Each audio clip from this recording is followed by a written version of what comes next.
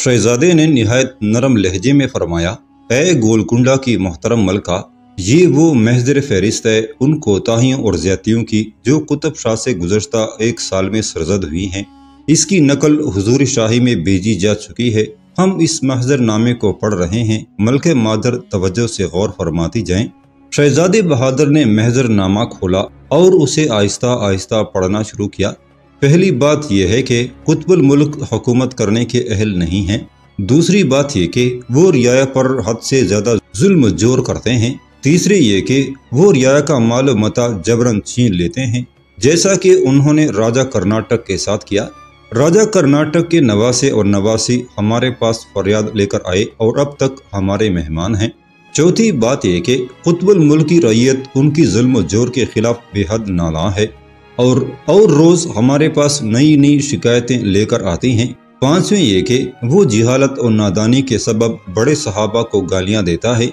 उसने कुफर व ज़ंदका की इस बात को अपनी रियासत में रिवाज दे रखा है। सबसे आखिरी और अहम बात है कि वो रियासत के अहले सुन्नत व जमात के लोगों पर जुल्म जोर रवा रखता है और तकलीफें पहुंचाने से बाज नहीं आता। इस जगह पर नाचीज ये अर्ज करने की जुर्रत करेगा कि कुतुबुल मुल्क कुतुब शाह वाले गोलकुंडा की ये कोताहियां और ज्यादतियां हिंदू मुअर्रिख जामिद नाथ सरकार जैसे मुतासब की नजरों में कोई अहमियत न रखती हों, मगर शहजादा औरंगजेब इन बातों से आगाह होकर इस कदर गजबनाक हुआ था कि वो शहंशाह का इशारा पाते ही गोलकुंडा की तरफ खुद ही रवाना हो गया था। शहजादे ने अतमाम हुज्जत के मादर मलका से कहा, इन फरमुदा इल्जामात के सिलसिले में अगर मादर मलका कुछ कहना गवारा फरमाएं तो हम सुनने के लिए तैयार हैं। मलके मादर शायद इस बात की मुंतजर थी। उन्होंने फौरन कहा, ए शहजादे बहादुर और ए मुस्तकबिल के ताजदार, गुलाम अपने आका से बहस, तकरार और सवाल जवाब की जुर्रत नहीं किया करते। सो मैं भी यही कहती हूँ, मुझे महजर नामा में या इससे अलग वो तमाम इल्जामात जो कुतुब शाह पर लगाए जाते हैं उनके दुरुस्त होने पर कतई कोई शुबा नहीं।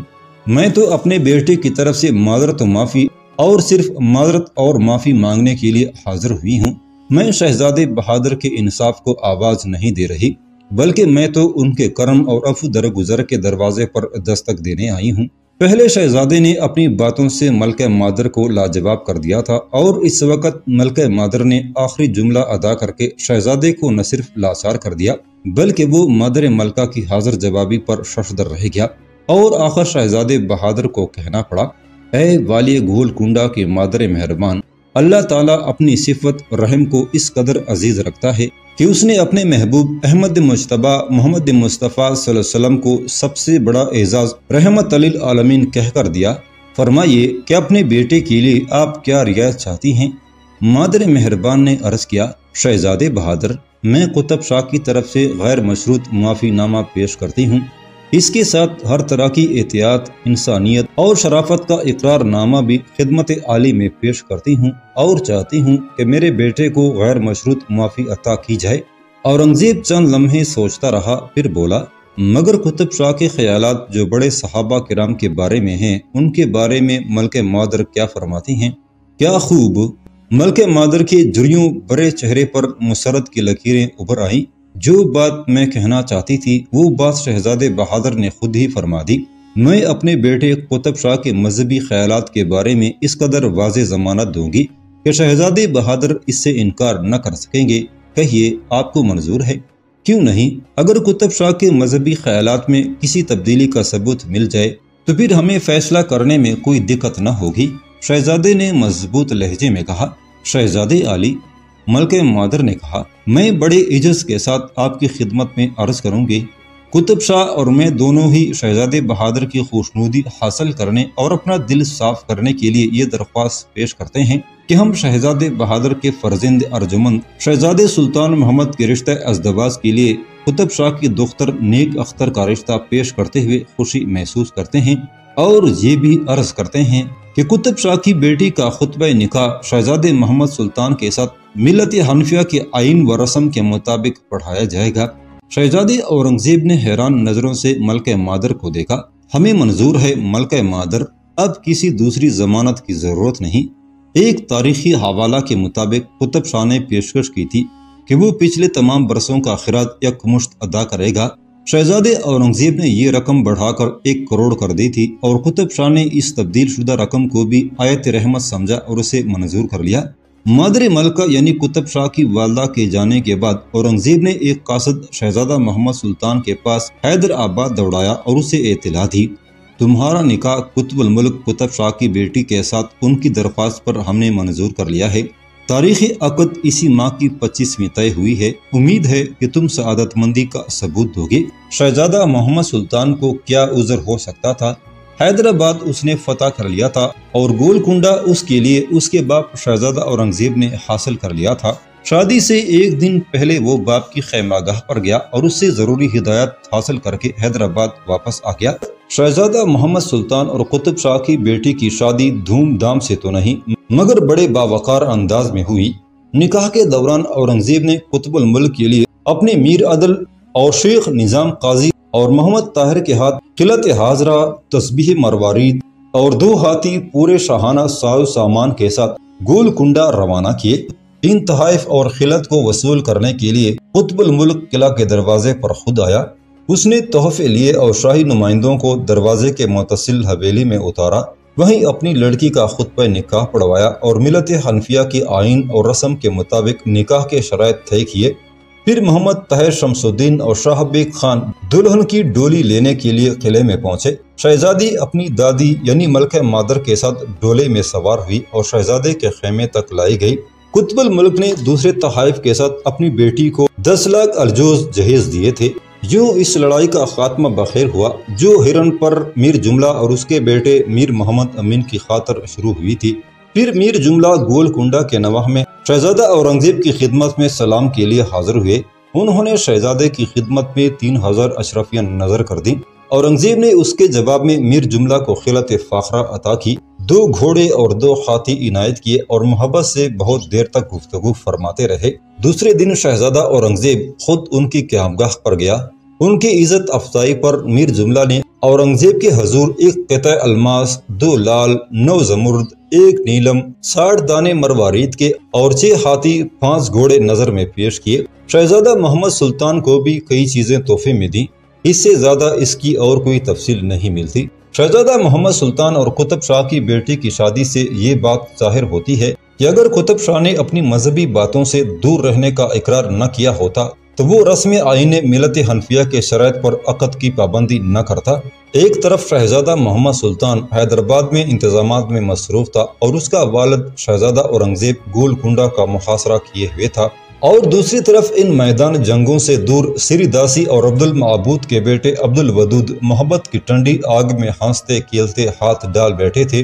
शहजादा औरंगजेब अपने मुअतमिद अब्दुल माबूद को अपने साथ गोलकुंडा लेकर गया था। सिरीदासी का भाई भी मुगल लश्कर की जंग देखने अमीर अब्दुल माबूद के साथ ही चला गया था। अब उस हवेली में अब्दुल माबूद के बेटे अमीरजादा वदूद का राज था। अमीरजादा वदूद की दोनों बहनें निगारश और परतू राजकुमारी सिरीदासी की गहरी सहेलियां बन गई थी। ये हवेली क्या थी? अच्छा खासा एक महल था, दर्जनों कमरे, राहदारियां, फिर उसमें एक छोटा सा पाई बाग भी था जिसमें हरदम फूल खिलते महकते रहते थे। तीनों लड़कियों का आम तौर से पाई बाग ही में जमघटा लगता था।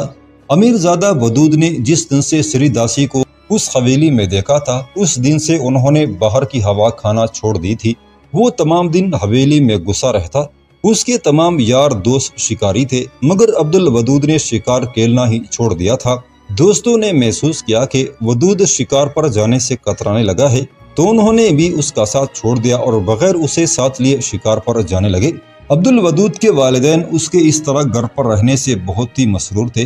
कहाँ तो वो हफ्तों बाद अब्दुल वदूद की सूरत दिखाई देती थी और कहाँ अब ये हाल था कि हफ्ता अशरा भी अब्दुल वदूद हवेली से बाहर निकला और कुछ देर बाद वापस आ जाया करता था। इसका ये मतलब नहीं कि वदूद दिन भर सिरीदासी के पीछे लगा रहता था। वदूद एक गयूर और बाकिरदार जवान था। फिर वो 2 जवान बहनों का भाई भी था, इसलिए वो बहनों के सामने अपने वकार को बरकरार रखता और कोई ऊंची हरकत न करता कि उसे बहनों के सामने शर्मिंदा होना पड़े। वो सिरीदासी से मिलता जरूर मगर खुद उससे मिलने न जाता बल्कि इंतजार करता कि उसकी बहनें किसी काम के लिए उसी पाए बाग में बुलाएं और उसे इस बहाने सिरीदासी से मिलने और गुफ्तगू करने का मौका मिले। یوں اس کا دل ضرور چاہتا کہ وہ اپنا زیادہ سے زیادہ وقت سری داسی کی صحبت میں گزارے، مگر اس کا موقع اسے کم ہی ملتا تھا۔ اس دن وہ کسی کام سے باہر نکلا تھا کہ تھوڑی ہی دیر بعد واپس آ گیا۔ حویلی سے باہر آنے جانے کا راستہ پائیں باغ کے ساتھ والی پھولوں بری روش سے گزرتا تھا، اس لیے سری داسی اور اس کی بہنیں اسے آتے جاتے دیکھتی تھیں اور اس کے بارے میں آپس میں بھی گفتگو کرتی تھیں۔ امیر زادہ ودود روش سے گزرتے ہوئے اکثر محسوس کرتا کہ لڑکیاں اس کی طرف اشارے کر کے باتیں کرنے لگتی ہیں۔ وہ کیا باتیں کرتی ہیں اس کا نہ اسے پتا تھا اور نہ اس نے کبھی پوچھنے کی کوشش کی تھی، مگر اسے یقین تھا کہ باتیں اسی کی ہوتی ہیں۔ امیر زادہ ودود کمرے میں واپس پہنچا تھا کہ اس کی بہن نگارش آ گئی۔ کیا حال ہے تمہارا ودود؟ نگارش نے جیسے اس پر طنز کیا۔ ٹھیک ہوں مگر، ودود کہتے کہتے رکا۔ نگارش مسکرائی۔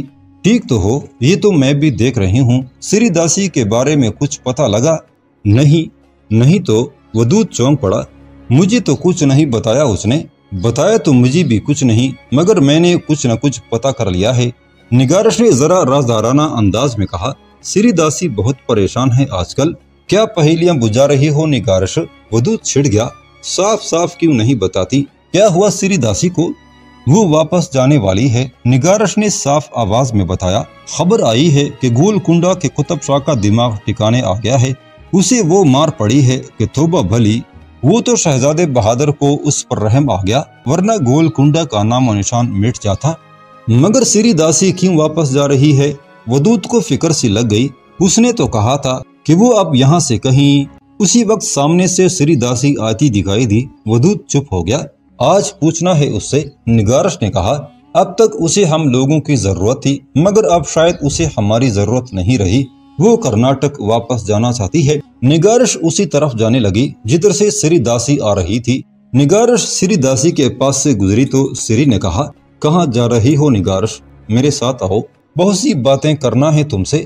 مجھ سے باتیں کرنا ہے یا ودود سے؟ اور نگارش نے ہلکا سا کہا لگایا۔ سری داسی نے اس کا ہاتھ پکڑ لیا، بولی، نگارش، میں تم لوگوں کا احسان زندگی بھر نہ بھلا سکوں گی۔ جہاں تک ودود کا تعلق ہے تو وہ تو میرا جیون ہے، میری زندگی ہے، اور اسے تو میں… سری داسی نگارش کو اپنے ساتھ واپس لے آئی۔ ابھی یہ تین ایک جگہ اکٹھے بیٹھے ہوئے تھے کہ ان کی چوتھی ساتھی بھی آ گئی، یعنی پرتو۔ چلو اچھا ہوا پرتو بھی آ گئی۔ سب کے دل دک دک کر رہے تھے، مگر ان کے چہروں پر مسکراہٹ تھی۔ پرتو نگارش سے بڑی تھی اور وہ سب سے آخر میں آئی تھی، اس لیے بات بھی اسی نے شروع کی۔ میرے پاس ایک خبر ہے آج، پرتو نے کہا۔ میرے پاس اس سے زیادہ اہم خبر ہے، یہ دعویٰ نگارش نے کیا۔ ودود مسکراتے ہوئے بولا، اور میرے پاس کوئی خبر نہیں ہے۔ اس پر سب نے کہا لگایا۔ سری داسی بولی، میرے پاس جو خبر ہے وہ کسی کے پاس نہیں۔ میں جانتی ہوں تمہارے پاس کیا خبر ہے۔ یہ نگارش کی آواز تھی۔ نگارش، اگر بتا دو تو میں تمہاری داسی ہو جاؤں گی، سری داسی نے اکڑ کر کہا۔ اچھا سب سنو، نگارش نے کہا۔ سری داسی کے نانا نے اسے کرناٹک واپس بلایا ہے اور سری داسی واپس جانے والی ہے۔ غلط، بالکل غلط، سری داسی نے تردید کر دی۔ یہ خبر 3 دن پرانی ہے، میری خبر تو آج کی ہے۔ سب نے حیران نظروں سے سری داسی کو دیکھا۔ ودود نے دھڑکتے دل سے پوچھا، کیا تم واقعی واپس جا رہی ہو؟ یہ کس نے کہہ دیا؟ سری داسی نے سختی سے تردید کر دی۔ یہ تو ٹھیک ہے کہ مجھے کرناٹک واپس بلایا جا رہا ہے کیونکہ وہاں کے حالات ٹھیک ہو گئے ہیں، مگر واپس جانا نہ جانا میرے اختیار میں ہے۔ آپ لوگوں نے کیوں سمجھ لیا ہے کہ میں واپس چلی جاؤں گی؟ تو کیا تم نہیں جاؤ گی؟ ودود بے چین ہو گیا۔ شاید۔ سری داسی نے آگے کچھ کہا۔ وہ ذرا دیر چپ رہی، پھر کہا، کرناٹک میں میرا کون ہے؟ نہ ماں، نہ باپ، نہ بھائی، نہ بہن، صرف یہی ایک بھائی ہے جو میرے ساتھ ہے۔ پھر میں وہاں جا کے کیا کروں گی؟ اپنے ملک، اپنے وطن سے سب کو محبت ہوتی ہے، مجھے بھی محبت ہے، مگر جب موت کا دڑکا لگ جائے تو پھر کچھ اچھا نہیں لگتا۔ میں سکون سے رہنا چاہتی ہوں، ہنسی خوشی رہنا چاہتی ہوں، بھائی بہنوں میں رہنا چاہتی ہوں، خالہ خالو میں رہنا چاہتی ہوں، مگر میں سب کچھ آپ لوگوں سے کیوں کہہ رہی ہوں؟ آپ نے تو مجھ سے جھوٹے منہ بھی کچھ نہیں کہا کہ سری داسی تم یہیں رہو، کرناٹک مت جاؤ۔ ٹھیک ہے، آپ کیوں کہیں، میں آپ کی کون لگتی ہوں؟ آخر غیر ہوں نا، میں آپ کے مذہب کی بھی نہیں ہوں۔ پھر آپ مجھ سے کیوں واسطہ رکھیں، مجھ سے کیوں پوچھیں کہ سری داسی تیرے دل پر کیا گزر رہی ہے؟ میں और सिरी दासी की आंखें छलक पड़ी। सावन बादों की तरह बरसने लगी। वदूद, निगारश, परतू सब दम बखुद थे, मगर उनकी आंखें भी अश्क आलूद हो गई थी। सिरी दासी बेइंतहा जज्बाती हो गई थी। उन लोगों के वहम गुमान में भी न था कि सिरी दासी उन लोगों के इस कदर करीब हो गई है कि वो इस घर को अपना घर समझने लगी है। गोलकुंडा के कुतुबुल मुल्क कुतुब शाह के शहजादे के आगे हथियार डालने और माफी मांगने के बाद गोलकुंडा के साथ कर्नाटक के हालात भी ठीक हो गए थे। कुतुब शाह में ये ताकत न रह गई थी कि वो कर्नाटक या मीर जुमला की तरफ नजर उठाकर भी देख सके। उन सब का यही ख्याल था कि सिरी दासी अब अपने घर नाना के घर वापस चली जाएगी। सिरी दासी कर्नाटक की राजकुमारी थी। अब्दुल मबूद का घर अगरचे एक अमीर का घर था, मगर सिरी दासी को यहाँ कर्नाटक के राजमहल जैसा आराम तो नहीं मिल सकता था। मगर इस वक्त की सिरी दासी की जज्बाती अंदाज़े बयां, जिसमें कूट कूट कर सच्चाई भरी हुई थी, ने ये बात जाहिर कर दी थी कि सिरी दासी तमाम राजकुमारियों जैसी नहीं, बल्कि उसके सीने में एक धड़कता हुआ दिल है और उस दिल में दूसरों के लिए मोहब्बत व प्यार है। सबसे पहले परतू ने मुआजरत पेश की। सिरी दासी, मुझे अफसोस है कि हम लोग तुम्हें बिल्कुल आम और राजकुमारियों की नस्ल से समझ बैठे थे, मगर ये हरगिज मालूम न था कि तुम्हारे सीने में भी हमारे ही जैसा एक दिल है और तुम मोहब्बत को मोहब्बत और खलूस को खलूस समझती हो। हाँ सिरी दासी, निगारिश ने भी अपने दिल का बोझ हल्का करना चाहा। हमने तो ये नहीं सोचा था कि तुम यहाँ से न जाने का सोच सकती हो। हम तो यही समझे थे कि तुम्हें भी हमसे जुदाई का इतना ही सदमा होगा जितना हमें है, मगर अब मालूम हुआ कि तुम तो जुदाई के नाम को भी नहीं सुनना चाहती हो। हम तुम्हारे जज्बे की जिस कदर भी कदर करें वो कम है। सिरी दासी की उस वक्त तक रोते रोती हिचकियां बंध गई थी, परतू उसे अपनी गोद में लेकर बैठ गई थी। वदूद एक एक का मुंह देख रहा था। उसने दोस्तों से मोहब्बत भरे शेर सुने थे, मोहब्बत भरी बातें भी सुनी थी। उसने मुमकिन है कि मोहब्बत का कोई तस्वर भी बांधा हो, मगर उस वक्त जो सूरत हाल पैदा हो गई थी वो जैसे वदूद को बता रही थी कि ओ नादान, मोहब्बत के अशआर और मोहब्बत की बातें हर चंद के अच्छी लगती हैं, मगर मोहब्बत और असल मोहब्बत तो वो है जिसे वो इस वक्त अपनी आंखों से देख रहा था। मोहब्बत ज़मान और मकान की कैद से आज़ाद होती है। मोहब्बत मजहब और मिलत के बंधनों को भी तोड़ डालती है। कौन तसव्वुर कर सकता है कि राजमहल कर्नाटक में पलने वाली एक अखड़ लड़की एक मुसलमान घराने में एक मुसलमान जवान की मोहब्बत में इस कदर बेखुद हो जाएगी कि वो खुद मुजस्सम मोहब्बत बन जाएगी। सिरी दासी की ये कैफियत ऐसी न थी जिसे निगारिश और परतू अपने दिल में छुपा लेती और मुंह पर थाले लगा लेती। वदूद तो उसे जब्त कर सकता था, खामोश रह सकता था, मगर उसकी बहनें जो अगरचे मोहब्बत की तपश से अभी तक दूर थीं, मगर सिरी दासी की बेचैनी ने उन्हें मजबूर कर दिया कि वो तमाम बातें अपने बड़ों यानी माँ तक जरूर पहुँचाएं। अम्मा, निगारिश ने रात को माँ से बात छेड़ दी। परतू को वो अपने साथ शायद मदद के लिए लाई थी। माँ ने मुंह उठाकर हूँ कहा, फिर सर तकिए पर रख दिया। अम्मा जरा होश में आ, मैं तुमसे एक बहुत बड़ी बात कहना चाहती हूँ। निगारिश ने माँ को घबरा दिया। वो उठ के बैठ गई। क्या बात है, खैरियत तो है? माँ परेशान हो गई। माँ, सिरी दासी कहती है, पर बात जैसी उसके हलक में अटक गई। उसने परतू की तरफ शायद मदद के लिए देखा। हाँ हाँ बताओ, क्या कहती है सिरी दासी? माँ ने हैरत और दिलचस्पी के मिले जुले जज्बात के साथ पूछा। माँ, वो कहती है, मगर निगारिश की आवाज फिर भी हलक में अटक गई। माँ, मैं बताती हूँ। परतू ने निगारिश को एक तरफ धकेला और उसकी जगह बैठ के बताया। माँ, बात दरअसल ये है कि सिरी दासी हमारे घर से अपने घर वापस नहीं जाना चाहती। माँ अपनी बच्चियों की संजीदगी पर हंस पड़ी। अरे पागल हो गई हो लड़कियों, ये कौन सी खास बात है? फिर हम उसे कब घर से निकाल रहे हैं? बड़ी मिलनसार बच्ची है सिरी दासी, उसका दिल लग गया है यहाँ, मगर तुम लोग परेशान क्यों हो? माँ, परतू भी झिझकी। आज पाई बाग में भैया भी हमारे साथ थे, तो क्या हुआ? माँ बोली, अब तो वो रोज ही तुम लोगों के साथ होता है। मैं तो खुदा का शुक्र अदा करती हूँ कि वदूद ने घर में रहना तो सीखा। पहले हफ्तों इधर उधर दाही तबाही न जाने कहाँ कहाँ घूमता फिरता था, अब देखो तो कैसा खुश खुश रहता है तुम्हारे साथ। हमारे साथ नहीं माँ, वदूद तो सिरी दासी के साथ खुश रहता है। आखिर परतू ने तीर चला दिया। माँ हक्का बक्का रह गई, फिर संभल के बोली, क्या मतलब है तुम्हारा? तुम लोग कहना क्या चाहती हो? परतू को गुस्सा आ गया, बोली, और क्या कहना है, सब कुछ कह तो दिया है। जहांदीदा माँ बात की तह को पहुंच गई थी। वो दरअसल तस्दीक करना चाहती थी بیٹی نے غصے میں آ کے پرزور طریقے سے تصدیق کر دی